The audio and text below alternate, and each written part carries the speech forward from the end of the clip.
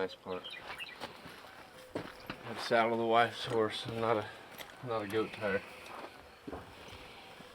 Now we're just out west of Red Bluff here. Got the rodeo going on in town, so we kind of set this up every year so we can gather our cows and brand. So today we're gonna head out, go gather about 200 head of cows and bring them back in, and then tomorrow morning we'll be branding calves down here in these corrals, and get up early today, go get this done, then we're gonna head down to the rodeo tonight.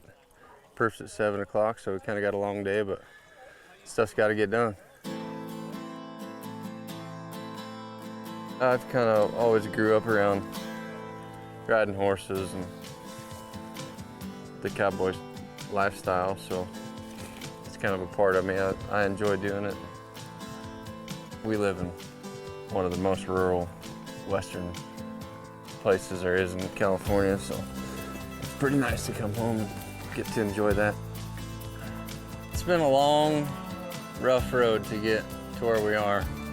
My old plan throughout my career was to rodeo and eventually retire from that and have enough saved up to set myself up for our future, and things had not gone anywhere near that way until last year. And the 3 years prior, I was out with 3 shoulder surgeries that I thought were possibly going to end my whole career. And my family somehow kept positive, and my wife kept pushing me. And after the 3rd surgery, we were like, is it worth doing it again? Are we going to start all over again? But she's like, well, we've waited this long, we might as well try one more time. So we stuck it out and got through one more attempt, and luckily it all panned out and things have really turned around. And now with the Triple Crown win last year in the WCRA, that's kind of done it. It's kind of allowed me to be able to set myself up for life after rodeo, so we're very grateful for what's happened. You hang out with Dad, bud? Yeah? Head into the rodeo? Go ride some bucket horses? And start over in the morning.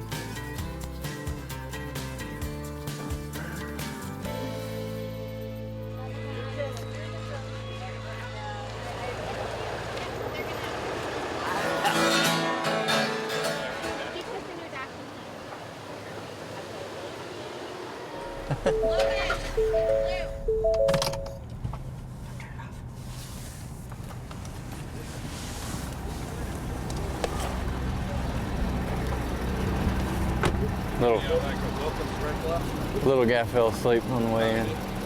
Got a lot of family that'll be here tonight. All my support growing up throughout the years is from close to right here, so everybody gets to come out and watch and kind of be a part of it again. So most of my rodeos are out of town, and I don't get to be around home that often, so when I get to come back here, it's always a good time and get to meet up with a lot of people that I haven't seen in a while. I know I didn't have service out there. It's all right. I'll re-enter it.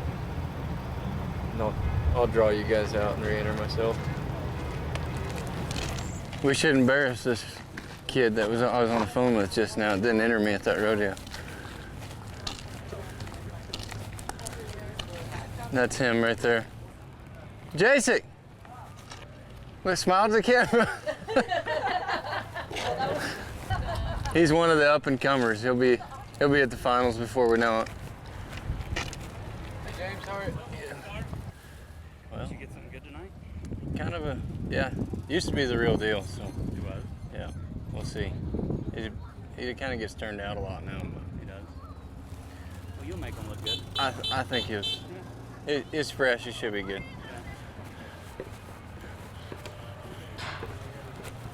Yeah. Unfortunate karma. Yeah. Danny? Wyatt? How are you? Good, how are you? Good. Good to see you. You too. How you been? Good, yourself? Been good. What have you been up to, branding calves? Yeah, I'm just gathering cows, getting ready to brand tomorrow. Oh, really? Yeah. Shit, they're putting you to work. I know. I'm ready to go to bed. Yeah. Now I got to go to work.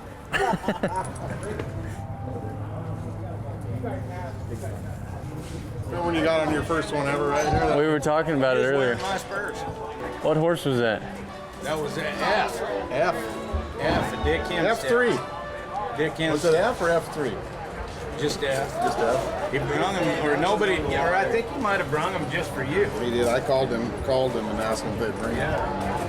And he went way across there. I had my face mask on. Did you? I think so. Yeah. I got that face mask on. You're only in there. It's great. Ty, my stepdad, is basically the reason why I rodeoed in the first place.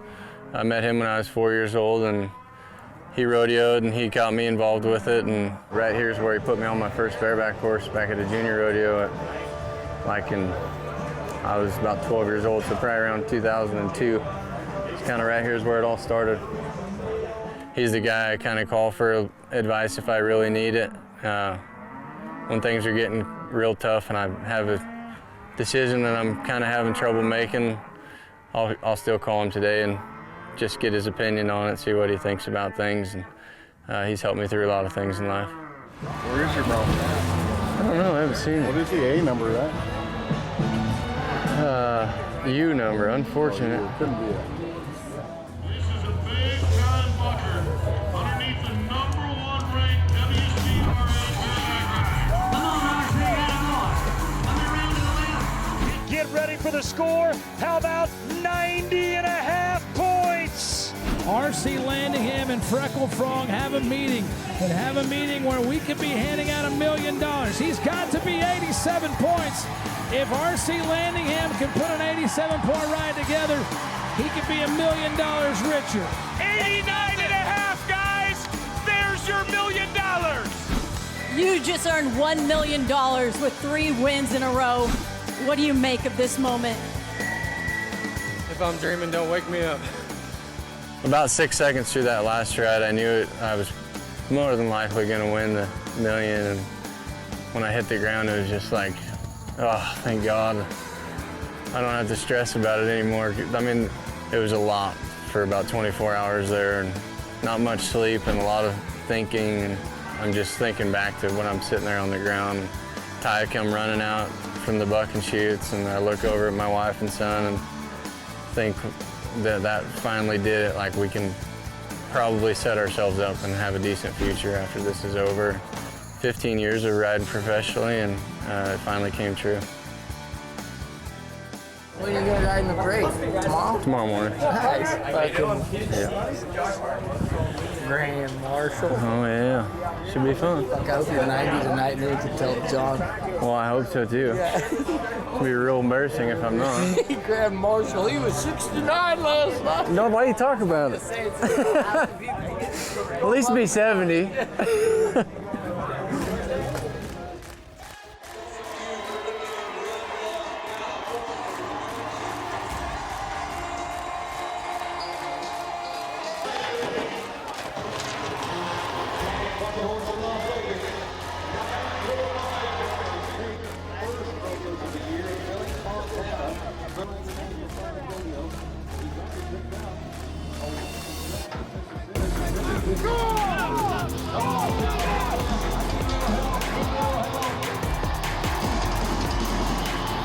I think it was good for my confidence. It wasn't a fun horse to ride. I had a lot of stuff going on and kind of stumbled, went down to his knees, and that's automatic re-ride. Went back to the judges. They told me what the re-ride was. I asked the contractors, and they say, young horse, doesn't have a lot of outs, is going to have a lot of this. That's already telling me, well, that's not going to be any fun. So, yeah, 4 or 5 years ago, I probably would have taken it. This time, I just figured I'd save myself for next week and let my body heal up from the beating I already took.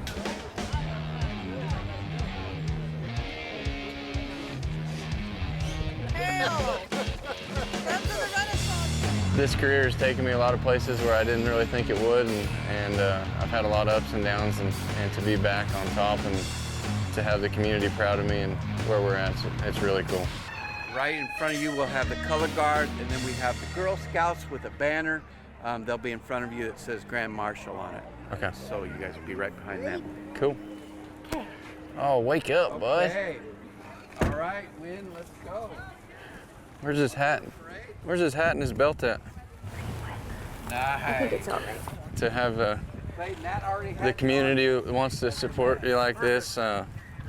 Just a rodeo cowboy, bareback rider that has kind of had some success, and to be to inspire people and just to be seen by the community and voted in here to lead the parade through, It's really a humbling honor, and it's going to be a fun experience for me and my family, and I'm proud to be here.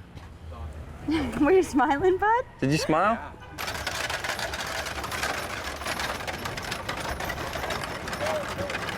Performing the honor of carrying the banner for our parade, the Grand Marshal, are a small contingent of NorCal Girl Scouts. They are GRRLs, girl. Can you wave, bud? Say hi. Say hi to the camera. That was cool. I didn't know what to think about it at first. They called and asked if I wanted to do it, and at first I'm like, I don't know, but we had all this stuff going on, so.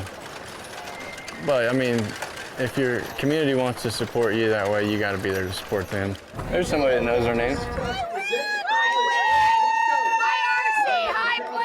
RC, we love you and your family. It was really fun.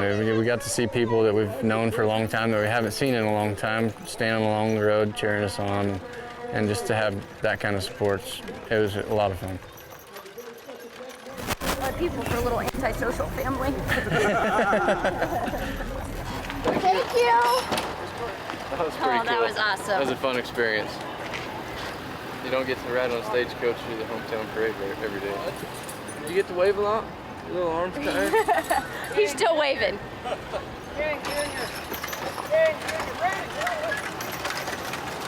There they go, wave bye. Say adios. That probably ain't ever gonna happen again. Well, we got the parade over with. We can go do some cowboy stuff.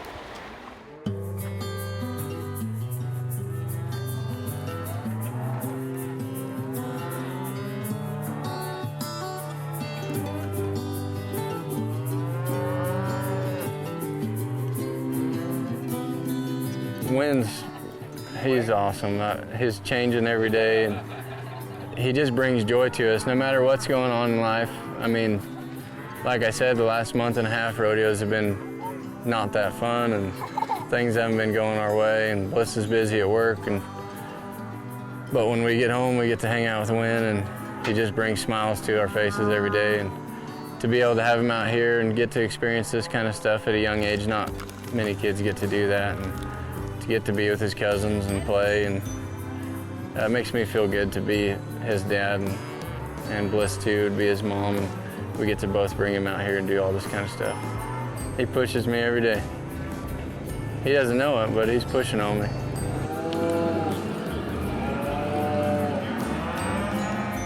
Yeah, I look forward to someday when I don't have to go to the rodeo, I can just hang out here and gather cows and brand and just kind of relax in one place. But we don't get to rodeo forever, so I'll do it while it lasts. The thought of it all being over, it used to be really hard because I was nowhere near achieving what I wanted to achieve through my career. I still want to win a gold buckle, and that's still my goal. Obviously, there's a lot of stuff I want to win still, but right now, at this point, it's just I kind of want to make the most of it while I still can. But if things don't go that way, if I don't achieve those goals, I've still had a great career, and I hope to walk away from it healthy and be able to support my family and live a good life when it's over.